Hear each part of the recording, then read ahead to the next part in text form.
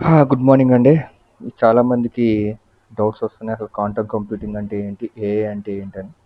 AI అంటే artificial intelligence అందరికీ తెలుసు. ఇప్పుడు మనం చూస్తున్నాం. క్వాంటమ్ కంప్యూటింగ్ అంటే సింపుల్‌గా మనం తెలుసుకోవాల్సింది ఏంటంటే, నార్మల్‌గా రెగ్యులర్‌గా ఉన్న కంప్యూటర్స్ ఇప్పటి వరకు మనం వాడుతున్న కంప్యూటర్స్‌కి, క్వాంటమ్ కంప్యూటర్స్‌కి తేడా ఏంటంటే, ఒక 1000 ప్రశ్నలు గనక నేను సాధారణ కంప్యూటర్‌కి, క్వాంటమ్ కంప్యూటర్‌కి గనుక అడిగితే సాధారణ కంప్యూటరు ఈ 1000 క్వెషన్‌లకి ఒక్కొక్క క్వెషన్‌కి సమాధానం వెతుకుతూ, దానికి సొల్యూషన్ వెతుక్కుంటూ వెళ్తుందనమాట. దానికి చాలా టైం పడతది. సపోజ్ దానికి 24 గంటలు టైం పట్టొచ్చు. అదే క్వాంటమ్ కంప్యూటింగ్‌లో ఏమవుతుందంటే, అది ఒక్క సెకండ్‌లో ఆన్సర్ ఇస్తుంది 1000 ప్రశ్నలకి. అంటే చాలా స్పీడ్ అవ్వబోతుందనమాట. సో, ఏంటి ఈ క్వాంటమ్ కంప్యూటింగ్ వల్ల మనకు ఉపయోగం ఏంటి? మన అమరావతిలో కూడా ఈ క్వాంటమ్ కంప్యూటింగ్‌కి సంబంధించినటువంటి ఒక క్వాంటమ్ వ్యాలీని కూడా మన వాళ్ళు సిద్ధం చేస్తున్నారు. వీటి వల్ల ఫ్యూచర్‌లో ఉపయోగాలు ఏంటని మనం ఒక్కొక్కటిగా తెలుసుకుందాం. ఫస్ట్ మెడిసిన్ అనమాట. ఔషధాల్లో చాలా రోగాలకి మందు చాలా వేగంగా కనిపెట్టే అవకాశాలు పెరగబోతున్నాయి. ఇటీవల చాలా పాడ్‌కాస్ట్‌ల్లో ఈ మెడికల్ సైన్సెస్‌కి సంబంధించినటువంటి ఈ ఎవరైతే అనలిస్ట్‌లు గాని, స్పెషలిస్ట్‌లు ఉంటారో వాళ్ళు ఏం చెప్తున్నారంటే, ఒక్క 5 సంవత్సరాలు చాలామంది ఏం చెప్తున్నారంటే, ఒక్క 5 సంవత్సరాల నుంచి 10 సంవత్సరాలు ఓపిక పట్టండి. చాలా రోగాలకి మేము మందులు తీసుకురాబోతున్నాం. మరీ ముఖ్యంగా క్యాన్సర్ గానీ, ఎయిడ్స్ గానీ, లేదు అంటే మన షుగర్‌కి గానీ కంప్లీట్‌గా క్యూర్ తీసుకురాబోతున్నాం. అవి కాకుండా మనిషి యొక్క మనిషి యొక్క జీవన ఈ యొక్క ఏంటంటే ఇప్పటి వరకు మనకి ఎంతవరకు మహా అయితే మనిషి ఒకప్పుడు 100 సంవత్సరాలు బతికేవాడు. ఇప్పుడేంటి 70కి, 80కి పడిపోయిందనుకుంటున్నాం మనం. బట్ దాన్ని 120, 150 సంవత్సరాల వరకు తీసుకెళ్లే కెపాసిటీ గల మందులు మేము తీసుకువస్తామని ఖచ్చితంగా వాళ్ళు చెప్తున్నారు. కేవలం ఈ క్వాంటమ్ కంప్యూటింగ్ వల్ల అనమాట. అంటే ఒక మందు కనిపెట్టడానికి ఒకప్పుడు సంవత్సరాలు పట్టేది. కానీ ఇప్పుడు 2 లేదా 3 సంవత్సరాల్లోనే మేము కనిపెట్టగలం అని చెప్పేసి అంటుంది. అదే విధంగా సైబర్ సెక్యూరిటీ వచ్చేటప్పటికి కూడా సైబ్ ఎటువంటి సైబర్ అటాక్స్ అది డిఫెన్స్‌లో గానీ, బ్యాంకింగ్ సెక్టార్స్‌లో గానీ, మనీ ట్రాన్స్‌ఫరింగ్స్‌లో గానీ, ఈ ఫైనాన్షియల్ సెక్టార్స్‌లో గానీ చాలా విధంగా కూడా ఈ సైబర్ సెక్యూరిటీ అలాగే మన డేటాని గోప్యత కూడా చాలా ఇదిగా ఉంచుతుందన్నమాట. ప్రతి ఒక్కళ్ళ యొక్క డేటా అనేది క్వాంటమ్ కంప్యూటింగ్‌లో ఉంటుంది. మన యొక్క ట్రాన్సాక్షన్స్ గానీ, బ్యాంక్ ట్రాన్సాక్షన్స్ అంతా కూడా డిజిటల్ అయిపోతాయి. మాక్సిమం కరెన్సీ అనేది ఇంక చేతుల్లోంచి ఆల్మోస్ట్ ఆల్ మాయమైపోయే పరిస్థితికొస్తుంది. ఖచ్చితంగా మనంతా డిజిటల్ ట్రాన్సాక్షన్స్ చేస్తాం. దానికి కూడా ఒక లైన్ అనేది ఉంటుంది. ఖచ్చితంగా ఎవరు, ఎప్పుడు, ఎక్కడ ట్రాన్సాక్షన్ చేస్తున్నారు, ఏంటి ఇవన్నీ కూడా ఖచ్చితత్వానికి వస్తుందనమాట. అంటే ఎవరు కూడా కరప్షన్ రేట్ అన్నది ఆల్మోస్ట్ ఆల్ 90.99% తగ్గిపోయే అవకాశం ఉంటుంది. అలాగే వాతావరణం. వాతావరణంకి వచ్చేసేటప్పటికి మనం తెలుసు తుఫాన్లు కానీ, వరదలు కానీ, వాల్కనిక్ ఎరప్షన్స్ కానీ ఇలాగనమాట. రానున్న రోజుల్లో భూకంపానికి కూడా కొంచెం కొన్ని ఇన్స్ట్రుమెంట్స్, ఎక్విప్మెంట్ కనిపెడుతున్నారు. వాటిని కూడా ఖచ్చితంగా మనం ముందే కనిపెట్టి దానికి తగిన ప్రిపరేషన్ మెథడ్స్ అనేవి తీసుకోవచ్చు అనమాట. అలాగే ఈ వాతావరణ పరిస్థితులు కనిపెట్టడం వల్ల రైతులకి బాగా ఉపయోగపడుతుంది.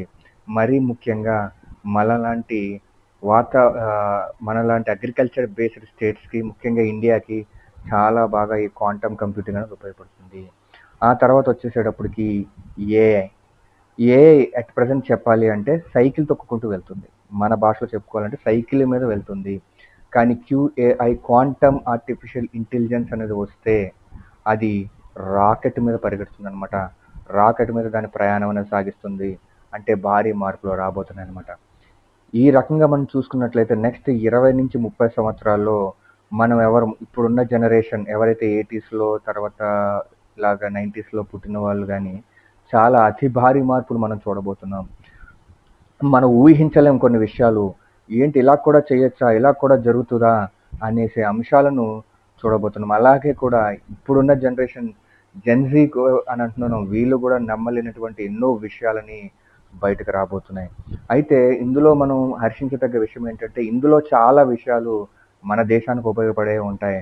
అంటే క్వాంటమ్ కంప్యూటింగ్ అనేది బాగా డెవలప్ అయితే, ఇందులో మొట్టమొదటిగా బాగుపడే దేశం ఏదైనా ఉంది అంటే ఈ భూమి మీద అది మన దేశమే.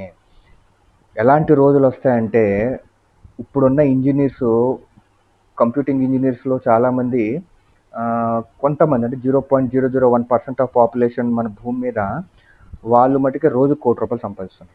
రోజుకి రూ. 1,00,00,000 సంపాదించే కంప్యూటింగ్ ఇంజినీర్స్ ఉన్నారు. వాళ్ళు 0.001% పాపులేషన్‌లో ఉన్నారు. కానీ రానున్న రోజుల్లో టోటల్ పాపులేషన్‌లో 5-10% మంది రోజుకు రూ. 1,00,00,000 సంపాదించే ఇంజినీర్స్ వస్తారనమాట. ఎందుకంటే ప్రతిరోజు ఏదో కొత్త సొల్యూషన్ తీసుకొస్తూనే ఉంటారు. ఇంకా అంతం లేదనమాట. మనం ఒక క్వెషన్ వేయి దానికి అది సమాధానం చెప్తుంది.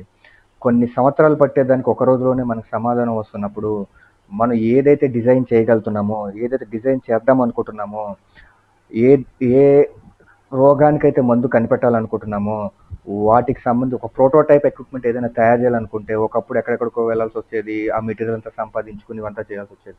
కానీ ఇప్పుడు వాటి అవసరమే లేదనమాట. మనం ఇంటి దగ్గర కూర్చొని మన కంప్యూటర్‌కి మనం ఏం కావాలనుకుంటున్నాం. సపోజ్ నా ఇల్లు డిజైనింగ్ ఇది. సమ్మర్ సీజన్‌లో ఆహ్, నా ఇంటి సెంటిగ్రేడ్ ఇంత పెరిగిపోతుంది. దీన్ని తగ్గించాలంటే ఏం చేయాలి అప్పుడు అంటే, అది నీ ఇల్లు డిజైనింగ్ ఎలా మార్చుకోవాలని చెప్పేసి చెప్తుంది. అలాగే అలాగే ఏదైనా గాని నేను ఎలాంటి వెహికల్ వాడాలి, నేను ఇంత దూరం రోజు ప్రయాణిస్తాను, నా హైట్ ఇది, నా వెయిట్ ఇది అన్నప్పుడు, అది ఒక సొంతంగా ఒక ప్రోటోటైప్ వెహికల్ అనేది డిజైన్ చేసిస్తుందనమాట. అంటే చాలా మార్పులు. ఇంకా ఇక్కడేంటంటే ఇంకా ఫ్యూచర్ అంతా కూడా ఆహ్, బాగా డీప్‌లీ ఎడ్యుకేటెడ్ పర్సన్స్ రావాలి. డీప్‌లీ ఎడ్యుకేషన్ పర్సన్స్ అంటే ఈరోజు నేను ఏదో ఒకటి చదువుకుంటాను. ఏదో ఒక మ్యాథ్సే చదివేస్తాను, లేకపోతే ఫిజిక్సే చదివేస్తాను. దీంతో పాటు నేను ముందుకెళ్ళిపోతానంటే కుదరదు. వాడికి అన్నీ తెలిసుండాలనమాట. సో, అంత డీప్ సీటెడ్ నాలెడ్జ్ ఉండాలనమాట. ఎందుకంటే మన ఉద్యోగం సంపాదించడం కోసం. ఓకేనా?